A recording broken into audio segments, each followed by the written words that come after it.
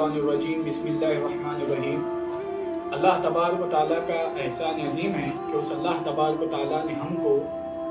ایسی متبرک اور مقدس رات جس کو نصف شعبان کی 15ویں رات کہا جاتا ہے، یہ ایسی متبرک اور مقدس رات ہے کہ اللہ تبارک و تعالیٰ نے اس میں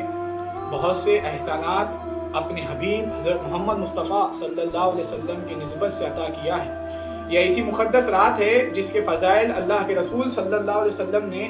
بیش بہا بشارتیں اور اس کے فضائل بیان کیے ہیں۔ دیکھیے آپ، اللہ کے رسول صلی اللہ علیہ وسلم کی حدیث مبارکہ ہے، اللہ کے رسول صلی اللہ علیہ وسلم ارشاد فرماتے ہیں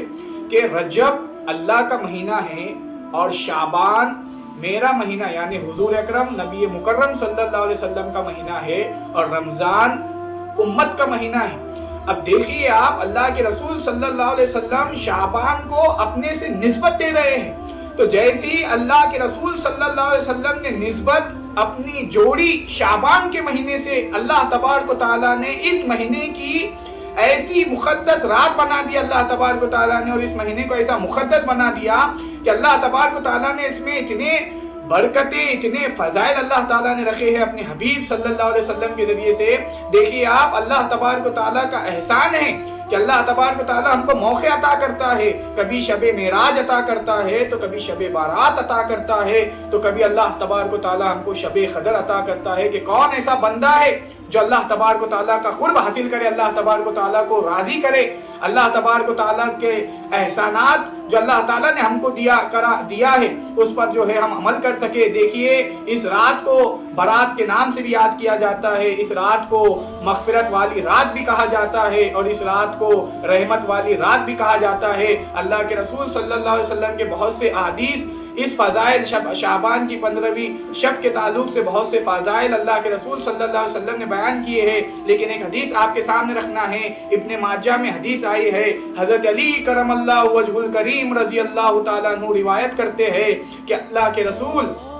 صلی اللہ علیہ وسلم نے ارشاد فرمایا، جب شعبان کی 15ویں رات ہو، رات کو قیام کرو، نماز پڑھو، دن میں روزہ رکھو، کیونکہ اللہ تعالیٰ اس رات میں جیسے ہی سورج غروب ہوتا ہے آسمانی دنیا کی طرف متوجہ ہو جاتا ہے اور فرماتا ہے، کون مجھ سے مغفرت طلب کرتا ہے کہ میں اس کی مغفرت کروں، کون مجھ سے رزق طلب کرتا ہے کہ میں اس کو رزق دوں، کون مصیبت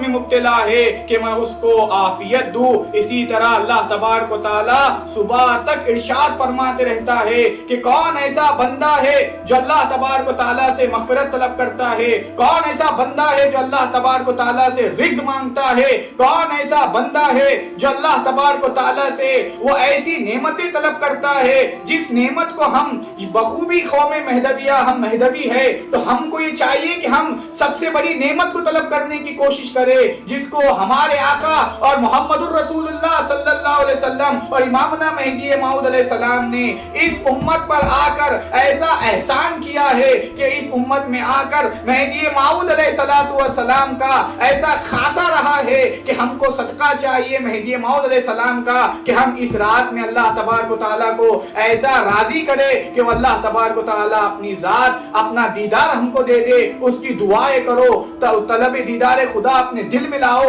کہ اللہ تبارک و تعالیٰ کی طلب کو رکھتے ہوئے ہم تمام عبادت کرے اور وہ اللہ تبارک و تعالیٰ کی ذات کو حاصل کرنے کی کوشش کرے۔ ایسی راتیں اللہ تبارک و تعالیٰ ہم کو دے رہا ہے تو ہم کو چاہیے کہ ہم اس رات میں اللہ تبارک و تعالیٰ کی قرب کو حاصل کرنے کی کوشش کریے۔ یاد رکھیے، ایک حدیث مبارکہ ابن ماجہ میں آئی ہے کہ حضرت بی بی عائشہ صدیقہ رضی اللہ تعالیٰ عنہا کو یہ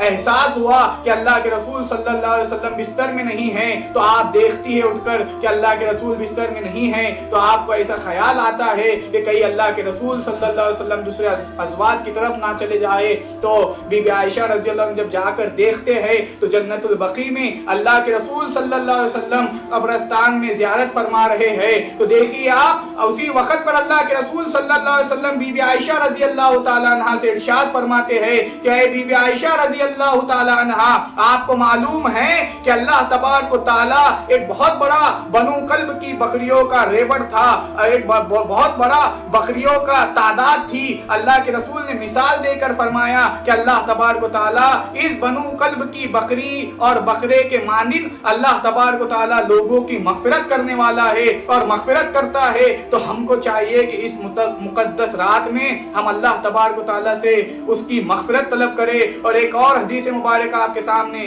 رکھ کر اپنی بات کو ختم کرنا ہے کہ حضرت ابو موسیٰ اشعری رضی اللہ تعالیٰ عنہ روایت کرتے ہیں کہ حضور اکرم نبی مکرم صلی اللہ علیہ وسلم ارشاد فرماتے ہیں اللہ سبحانہ و تعالیٰ شعبان کی 15ویں شب کو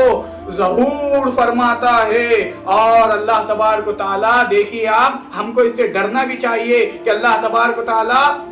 ظہور فرماتا ہے اور چگل خور کی اور مشرک کی دعا کو اللہ تعالیٰ قبول نہیں کرتا ہے۔ تو ہم کو یہ ضروری ہے کہ ہم سمجھے کہ اللہ تعالیٰ چگل خور جو چگلی کرتا ہے اس کی دعا کو اللہ تبارک و تعالیٰ قبول نہیں کرتا ہے، اور جو مشرک ہوتا ہے اس کی دعا کو اللہ تعالیٰ قبول نہیں کرتا ہے۔ تو اس رات میں ہم اللہ تبارک و تعالیٰ کی جتنی ہو سکے عبادت کرے، جتنی ہو سکے قرآن کی تلاوت کرے، ذکر میں بیٹھے، اور اپنے قریب کے قبرستان حضیرے میں جا کر جو بھی بزرگ ہے زیارت کرے۔ اور یہ یاد رکھیے اس شعبان کی رات میں زیارت کرنا مستحب ہے، سنت ہے، مستحسن ہے کہ اللہ کے رسول صلی اللہ علیہ وسلم نے جو ہے شعبان کی شب میں جو ہے جا کر زیارت کیے ہیں۔ اللہ تبارک و تعالیٰ تو ہم کو صحیح معنی میں اس رات کی فضیلت عطا فرما۔ اللہ تعالیٰ تو ہم کو کہنے اور سننے سے زیادہ عمل کرنے کی توفیق نصیب عطا فرما۔ آمین ثم آمین، وآخر دعوانا الحمدللہ رب العالمین۔